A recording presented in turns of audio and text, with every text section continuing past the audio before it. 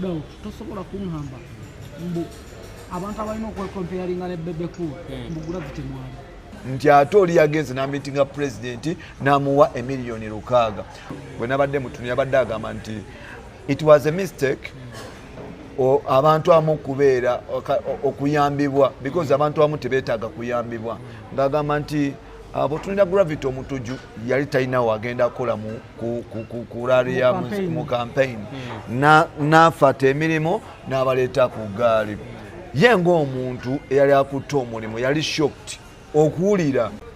Njagala kukwaniriza ku Facts Media andaba amayene Doboze Nze Smith era onakola leero lwa mukaaga mwezi gugenderera tuli ku YouTube at Facts Media. Make sure at least sharing subscribing era otekako notification obeera first okufuna amawulire ge tuba tukoze every Saturday wito wetukikola kasikuletera the weekly roundup nga rounding up kiba ki happenings mu week amawulire agaba gakoze guys mu week tujja nago and tugasinga mulundi gumu mu lunaku lumu era ne tugakuwa bwatasobodde kumanya what transpired in the week.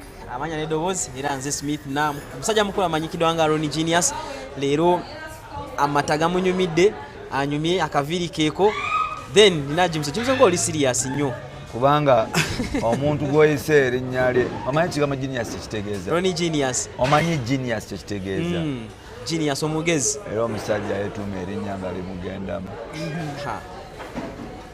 utandise ebyo kisalo nnyo kitalo ddala abanamawulire twafiiriddwa muganda waffe Sserwoza Joseph mbadde nkola naye ku Telefina ng'akola show bagiyita zukuka n'ensonga saawa 3 mpaka saawa 5 Telefina budde obw'okumakya yoma adafakira amawulire ku parliament lost a good giant the guy kyemujjukirako nti wano Kabani yajjawo n'emukuba ate tamaze ebbanga ppanvu ku BBS Telefina naye abadde so friendly tayomba asirika awe nakkiririza nti ekituufu Katonda ayagala balungi ng'enjogera ya bulijjo batera okwogera yafudde muto. Rest in peace my brother. Tugenda kumuwerekera Lakai encha Rwamaggwa kiro kya leero ekitundu bakiyita Yezitire that's under Kakaba Joy says wansi ogenda nga kakyera so yatugenda okugalamiza omubiri gwa muganda waffe mukama muwumuze mirembe bambi omula mirembe Jimzo. Yes. Soko obuze ku bantu abatulaba kitalo nnyo twafiiriddwa mu nnamawulire n'abadde ku metro eyo olunaku lwajjo omuvuko ye bagamba is one of the abadde akola political show ku makya ekutte mu Uganda. In fact his show was overrated at our station. N'abagayi bamuyita secretary wa Wujja bamuyita Kabye Ronald waliwo I think secretary nava nagamba nti omusajja oyo ne bakama bange bahabike abasigadde nga bagamba nti omusajja oyo abadde aleeta ekintu ekyenjawulo era nga otunulira political shows ezibadde mu Uganda for now asiza aluzungu siza Luganda abadde akyakutta omumuli so like yesterday natekinze obudde ndaba omusajja bwe boogerako because mbadde sitera nnyo kulaba TV nga si shows za entertainment so nengena nendaba omusajja nalaba eclipse ze nalaba media fraternity efiiriddwa omuntu ow'omugaso eri eggwanga nalaba media fraternity ebadde efunye omuntu asobola okuleeta ensonga z'abantu nga talina kwetiririra teyekiriranya takuba teyekubira side so njagamba nti wumula mirembe muganda waffe kyampa nene ekyokuyiga ekirala tukola ebintu bino ne tulowooza nti abantu tebatulaba but in the last minute when you ekintu ekirala ekikutuukako ensi netandika okuvaayo bampita Ntambi Jimso omukutu gwa Facts Media ni musanyufu nnyo olwakulero gye tukola nabo akantu Uncle Ronnie Smith nange okuba nti tetweganya tusobola okujja wano ne tukola and of course ne tuleetera abantu bibasinga okwagala tuli wano kwogera mazima tuli wano kugattako ttafaali gwe tuweetera mutonyiiga because it is the game naye nga tuli ku Urban Bar and Lodge ayagala okulaba empiira gya World Cup egenda mu maaso jangu ku Urban Bar and Lodge enamuŋŋoona kumpi ne National Housing enkadde. Yes. World Cup Inze mpagira Spain, Cape Verde yankosa draw naye nze ndi mwagizi wa Spain. Oyankopa nnyo. Neda sebo. Zero olomodo. Zinatandika okuwagira Spain 2-10. Zero olomodo we. World Cup ya 2-10. Ankopa. Yagenda France mbawagira Ambada simanya awagira William Saliba. Nze olwava neŋŋamba ndi wa Spain n'ayiika yina n'akyuka bw'ati. Oyagala kwewa obukugu. Mulekerawo twesibako. Musigaze ttiimu zammwe ziwangula. Wagira timu ki? Oli wa Portugal. Tasuka Ronaldo Cristiano. kana kamwisizamu egaali ne kamugamba. Naye alinga omusana. Mukufuna bato ya Messi ne Ronaldo. Obwana bwonna buze bwerijja. Ani amwisizamu egaali? Kajo Novis kanamba mukaga kagundi. Kanamba mukaga kapesi katambala jaze 87. Kamugamba Ronaldo yaggwawo alinga regular player ng'abalala. Yes. Kiki yayogedde ekibi? Tiwali. If osobola okubeera ku pitch nota delivery nga in fact olaba ku Portugal tudde mu mupiira no like okubeera legend nga toina impact waliwo olaba game omanya buli muntu wofiira ku kintu ennyo okukaka proving something omanyi oyo olwaleero Ronaldo wa myaka 40 something oyagala competing ne Messi akyali muvuka open match ya Messi akuba hat-trick. Yes, because akyali mwembavu. It is okay. So, katonako lwaleero tuina Ogambe basambani? Yasambani. Bani Messi. Messi yasambani. Algeria ojimanyi. Kati eyasudde gundi ya mukongo yamusudde. Amanyi. Anyway, Jimson. Yes. Nga tuze ku nsonga wano, nga tuze wano ekituleese. Kale sebo. Tolaba. Tugende maaso. Omusajja Gravity Omutuju yavudde n'agamba nti oluyimba lwe ennyimba ze bbiri Wina ne Money lusinga Career Bebe Cool yonna gyayimbiddeko okuva yatandika okuyimba ne kati ne album ye ya meters 3 kwanga Bebe Cool ya releasing album empya then gundi Gravity Omutuju yagambye mbimala ya mita ezo so tukitegeeza teyasimvula yasigala mu studio. That again, also it goes back again like in that statement mbadde ke ya Ronaldo is new players abagezaako mu disrespecting. People should know a big is big. And big is big ngatakola chi. And Bebe Cool is always big. Are you sure? Taina mwajira. No thing yakuba yakuba okusingani malagaja okusingani Bebe malangajja okusinga Bebe kitova mukubo omuntu jana kukuba engwara no olaba Bebe bebamu betu abantu abamu betu ojukira enjogera yali yabbi bagita BBC ye njogera entufu je twali tuba comparing mu fine Bebe Cool ne Chameleone BBC muri masinga ku munne but mu Uganda mulimu omuyimbi omwe asinga yoyo. But the guy deserves respect. Bebe Cool. Because you know what about abayimba abamu be yaleta. Yadeva musinga ko the likes of Chameleone. Bebe Cool yaleta Chameleone. Beyayamba. Sibe yaleta. Beyayamba sibe yaleta. Bobby Wine. Ate yamuleta yamujjawa okumuleta. Yamujjawa ne Chameleone yereta. Uganda na mutwale Kenya. Chameleone yetwala. Namusanga ne begatta ku lugendo. Namuyamba kyanjawulo. Teyamuleta. Okuleeta omuntu kintu kirala nnyo. Okuleeta omuntu okwata ssente zo n'oteekamu eza studio n'omupromoting oluyimba n'omubeerako. Ekyenjawulo Bebe Cool kyeyakola nti yali good mentor. In fact Bebe Cool was scoring ebiseera ebisinga obungi nti Bebe Cool asobola okusportinga talent obeera ne discipline asobola okuyambako. Bebe Cool n'abadde tulira Kenzo ka podcast yabwe gye babadde bakola ne Millie Quest nga Chameleone alina big respect ya Bebe Cool. And of course nga addressing nga chali wangu muganda wangu ngovude ku Luganda Bebe Cool is a mentor.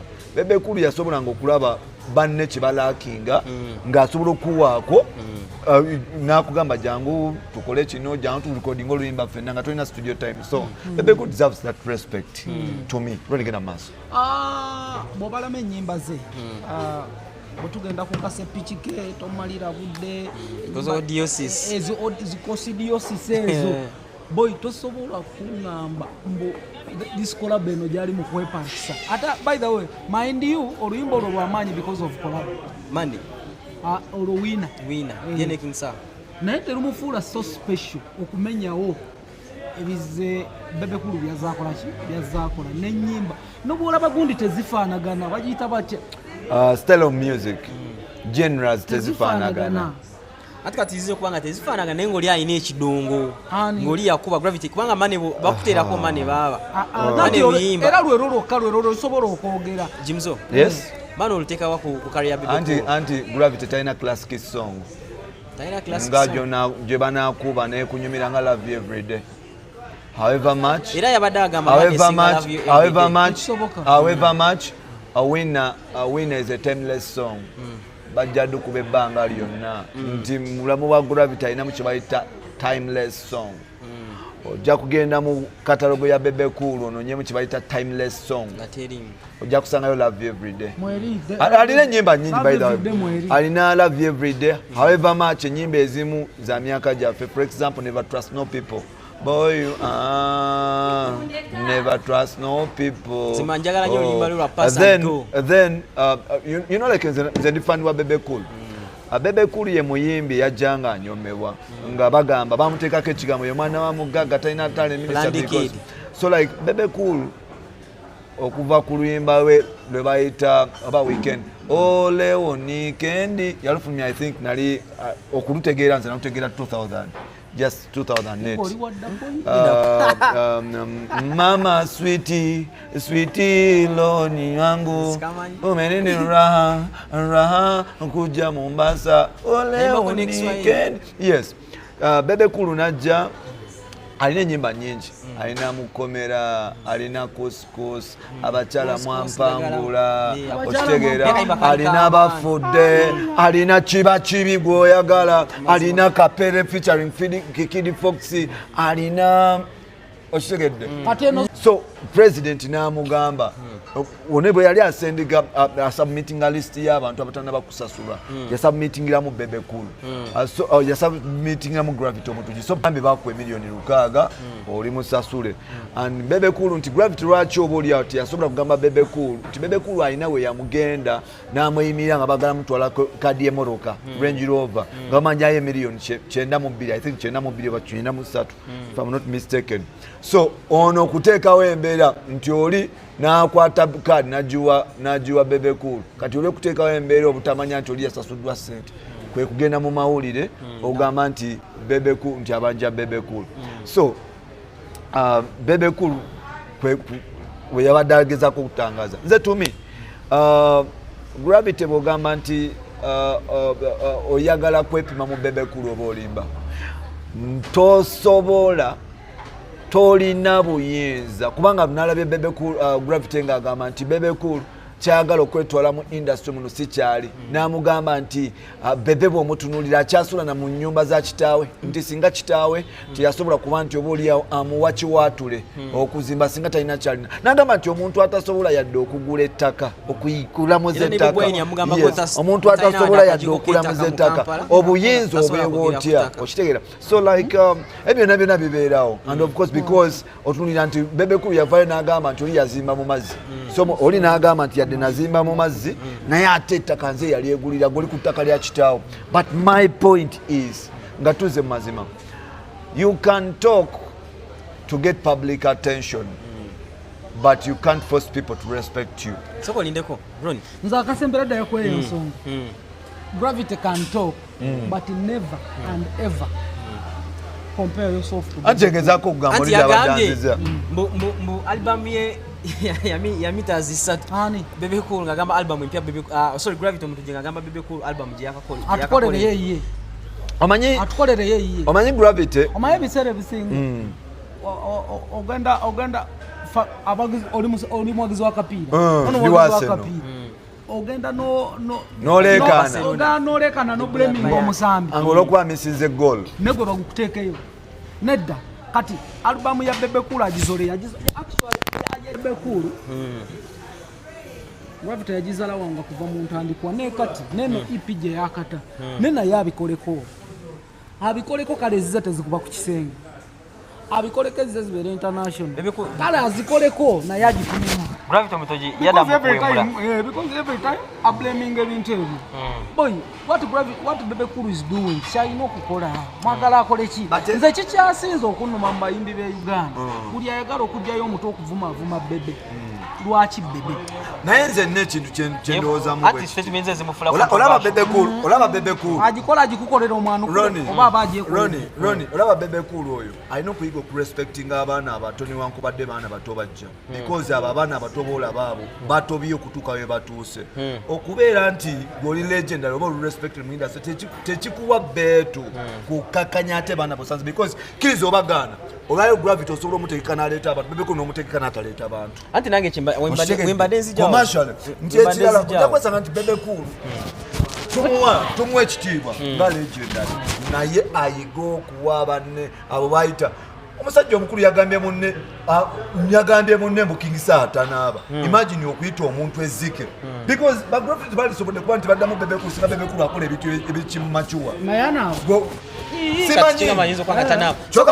omusajja alina omukazi omusajja alina abaana abakulu omusajja alina sente omusajja alina buli kimu alina neshawa erimu nakyogamba kingisa atandisa asobola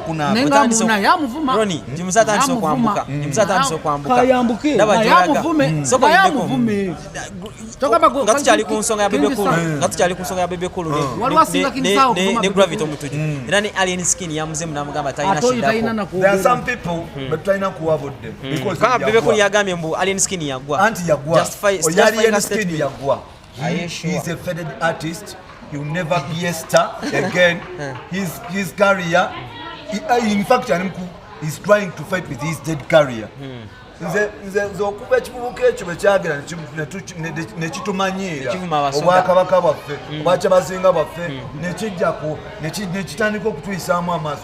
Tewali muntu mugezi akola bintu, tewali muntu sita akola bintu bya kitumbaavu ng'ekyo ekivubuka.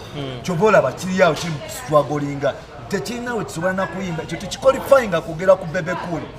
Bantu balina okwogera bebe cool alien skin taliimu naye yagamba beera ku sete n'oleta alien skin soko olindeko Ronnie soko olindeko temwogera wano ku alien skin nedda soko olindeko anti gogambye mbu yagwa Ronnie alien skin yakola ekintu kya temwogera ku alien skin wano woba omwagala gwe mweyogerere kale kamera yiri mwogere yogera ku alien skin wo tombuuza ku bintu ebyo esiri muli wankwakyo otidde egaali tewali gaali tombuuza ku alien bro kiti omuntu atalina makulu tetumuwa makulu leeta ekibuuzo ekirala nze newunyiza okusanga nga nti watya okwenkanaawo noyagana okwogera ku alien skin musajja akola ekivulu kya viewance n'afuna abantu waliyo ate ng'ali ku geti nga yeesonoleza sente abantu baali walabamu bameka mwe mwagala nnyo ebintu ebyononese mwagala nnyo okusetinga kale ekivulu kya viewance teyakikola teyafuna abantu nawe osobolanga ekivulu n'okikola kyokka kakati munamawulire munafu yafunye abantu viewance yafunye abantu yafuna abantu viewance yafuna abantu bakuloga ne batagamba problem emwe gye mulina mubeera wano ku bukamera bwammwe ku busimu bwammwe ne babaleetera buno bukamera babomba ne bakuleetera abo nolowooza yakubye abantu oyo yagwa in fact takolifying in fact bebe cool mu bantu bewakoze ensobi okwogerako ekyo ekisajja kyammwe because like you can't atoyo ba gravity abadde mu ndongo okumala emyaka 15 alien skin abadde mu ndongo emyaka 2 ogwokusatu n'agwa ennyimba za alien skin tosobola ziwuliriza ne zikunyumira ng'oli soba nga mama we manager we katakola sente ng'oli soba era ogenda kwesanga ng'abantu abawuliza ebyo ebiyemba bali awo era tebategerekeka bali mu kategole bwetyo kati alien skin asobola okugera ku bebe really alina boze esobola okuyimirira ku bebe apart from bebe okumuwaamu nga byali amuwadde because bebe yali amuwaamu olwa situation eriwo aleeta abantu sebo alina abamukiririza bawa abamukiriza era tebamatalinga abamukiriza nze ndi sure Ronnie tasobola kwogera because nalongo kitone yamusuubiza akagata because tamatalinga tayogera ku muntu atamatalinga otusibyeko bakyalibo baba akusasudde nawe tubuulire ayina fiya ye otembeta gusajja gwogwagwa ambere nayo yuzo wanyiga oyo omusajja ayogera yafuma kabaka yafuma kyabazinga wange unlike omuntu azanya ku tribe yaffe nze sobola kukwatagana muntu ayisa mawanga maaso omuntu ali tribalistic omuntu akera ku makya n'amanyirira abantu n'agamba nti oli nze nkubuulira tebyayita did you apologize to us mukoze ebikolobero ewaffe musa abaana baffe mutukubye ate nojja n'otandika n'okumanyirira omuntu atakuli omanyi kye bayita traditional leader bwekitegeeza omanyi omuntu okuva eri n'agamba nti njagala kweyima mu ntebe y'omugabe osegedde oba entebe ya kabaka nti bajempeemu nojja notumanyira mbonnaero simanya bateeke chapati like you a fool eyakulira ku kikomando and you the same fool agezaako ku disrespecting ekintu kyewakulirako stupid mazanjuki okulanyize nenga tukyali ku Facts Media era mweyongera okusubscribinga okusharinga tuli kukola amawulire agayise mu wiki omukulu unanyiza agambye Alien Skin yagwa yoyo Jimzo Ronnie ye atide okwogera kozi bamusuubiza akagato ne bamusuubiza bajja kubafena era kuba bajjaga yaleta akagato omusajja yagwa omuyimbi we yagwa omuyimbi woyo Alien Skin Sina oli ebikola. Nze siri abikola si muyimbi wange. Ne just muyimba. Yes, asana respect kulinya le because akubye. Sajja akubye. Akubyewa. Akubye mu Kampala na agende Dubai na akubye London. Twamula mamanga ageze London. Musajja agenda akagenda shows ne kalina show mekeze. Yali yagana. Gubuza Douglas kayumba. Gubuza Douglas yamuteeka kubuli expense yayitamu. Abantu bali bagala Alien Skin kati bamwagala. Abantu bamwagala. Bamwagale. Jobola bayateeka concert erugogo yakuba. Wa yalimu abantu basatu nga mama we wakuna. Mama we ye manager. Ne mwana we yeyagade kozi yakatonda. Oli muyetagayo omuntu mutima gwa abantu abakola ebibi kati kankubulire. Abantu abakola ebibi mugenda ne mbasuusuta. Ewaffe Busoga ba criminal tubafula bakingi. Ewaffe Busoga omuntu azze emisango tubufula famous mu ngeri bwetyo. Abantu abakola emisango tubaboolera ddala. Abantu abatawa abantu bakulu kitiba tubaboolera ddala. Kati oyo muvuka yajja ne kakali yake akasympathy. Najja ku bantu natandika obamanyina n'agamba gwe abamidya tugenda bakuba alika baropi abamupika n'agamba baloni bano babulokuba mikwano byabe banange ne babatiisatiisa loni n'abeera nga ali ku muketo tosobola kwogera kubanga bagenda kukuba bassa abaana b'abantu bifo mu buvuyo era asirisi mulyawo tulyawo mutututirira abantu ye tugenda kutya paka ddi muhozi naye atumutya ate tujenene Alien Skin katutyeko jenno Vamos tetugenda yo. Atuteko jenno. Wajena ko jenno yetugenda muti. Na Alien Skin na yetu muti. Wakagato.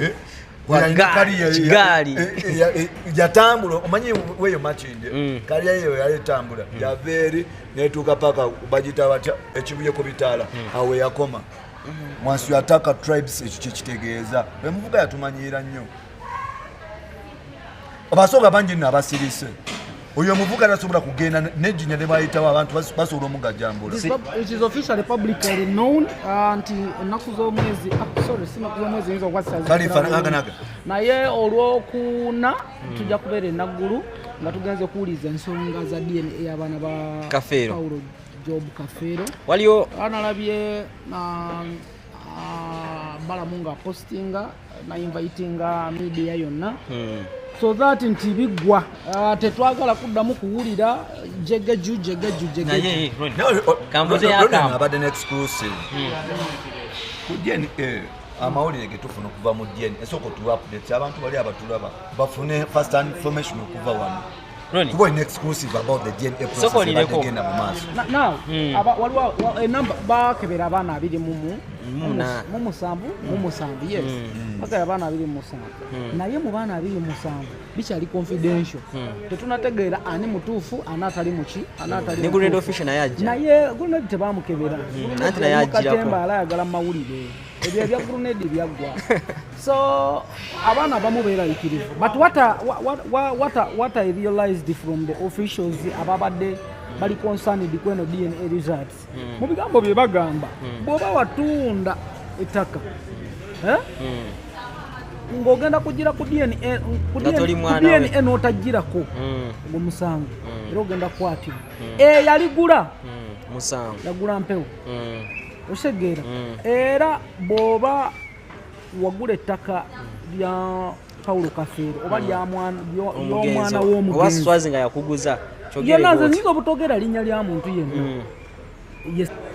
osegeera ninga balina sente abatunda balina sente jo nabadde awo waliwo simu eyankubidde mukulu yadde yeeyita Michael oba Pakiwo oba ali awo yeeyita Michael gamba ava mu state nagamba asaba namba ya Swaz nimugamba ojagaza ati nagamba things are confidential. I want to talk to him because DNA yabo yakoze ki yafulumye. Mind the chances ne kigamba these guys need corruption. Bagala nguzi so that inti Swazi teyaze lwaki gwe banoonya baagala corruption Swazi bagirengeri gye bamuteekamu bamunyigiriza ebintu ebyanzidde mutwe before nenamba sinagiwayo ninkubira Swazi ne mugamba wali wansabe enamba yo bamuyita Michael okuva mu State House mbu nje muwe I have that number here ka yankubidde njiina wano Michael nangamba siyina kyenkukusa enamba yange gikole ki gibawe Swazi kati ate mu bigambo Swazi byazza okuŋŋamba nga bamaze omukubira badde baagala mubba they called him ne bamugamba jangu tugende ku DNA ow'omusawo wa President Museveni ow'eggwanga bakolako effujjo kati labono omusiru kyava okunsiiba webale kuweereza seba mukande requesting agalifa wandi mugambe olinga amazi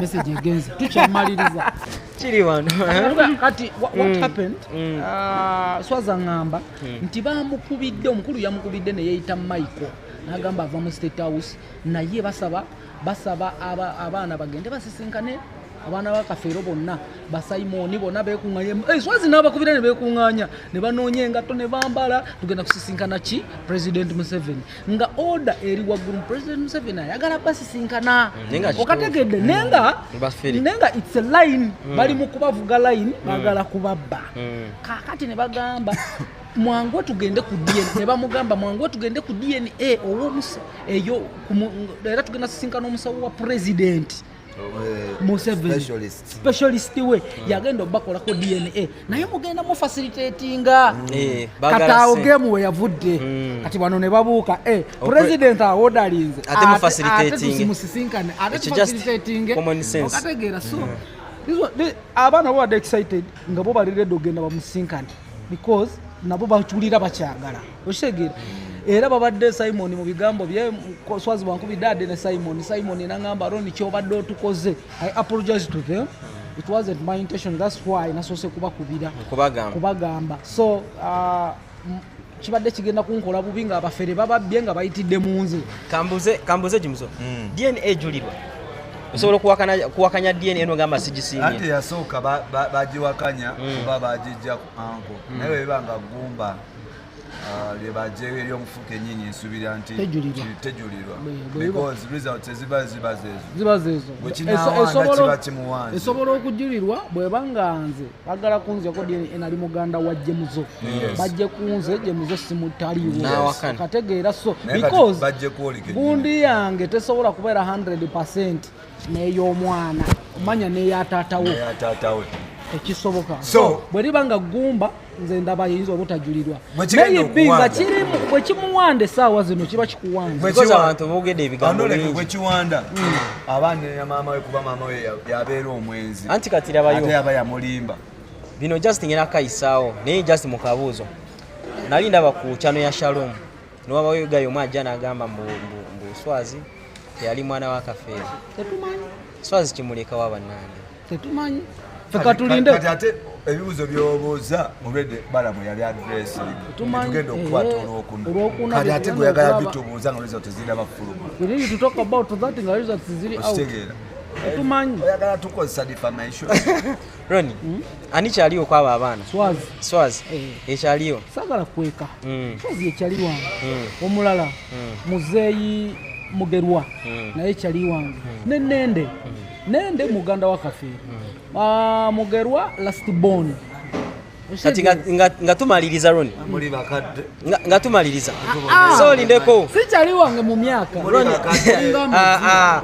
gwe watandika okulaba omupiira 2000 walaba timu ki kawese tewana bamuzaala Roni nga tumaliriza waliyo omwana kigambo ekyo kyosobola okubuulira abaana ba Kafeero banasanga si baana be just in advance kati you can't blame a kid ayinza okujja nga ekyuma nekimuwandula nenga ye mu mutima yakulamanyi dadi ye Kafeero bana abaana bato bona bali mu myaka gyaffe bali mu 2019 22 23 24 kitegeeza Kafeero amaze emyaka 19 ku 2 ng'ali wansi kati ayinza okuba yafa ng'ono omwana either yavula oba ayimirira oba atambula nga bakamuza kale nga ali mu myaka 3 ali mu myaka 4 kitegeeza yakula amanyi taata yaani okusinziira ku maama ekyoma bwe kikuwandula bulemu eyinza obutagenda na ku mwana wabula bulemu eno eri ku muzadde omukyala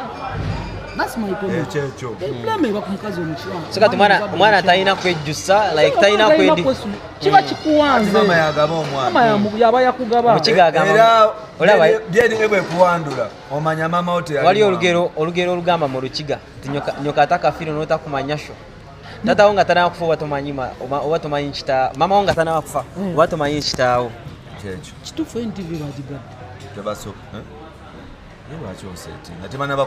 tebanaba kugigala decision omukulu yagifunye kuva wa mukama we President Museveni ani nga yagamba alina okufuna authority kuva wa papa ekisooka the post iso eraga nti authority yagifunye ngani atadde akisizana atadde because badde wano ngazijja wano checkinga ku general so kebere ku general kuba byonna bisibye bitabu trendinga mbwe NTV bagigadde ne daire mwana nti basobola jiga mbu ekiriwo ewolese nga kweri no nze wange ndese kweri ate tebasobola jigala nze ndese kweri basobola ogiggala togamba nti basobola jigala because eyo kampani ya muntu kampani si ya government kyekisooka but omukulu nsubira omukulu aliwa ye bannange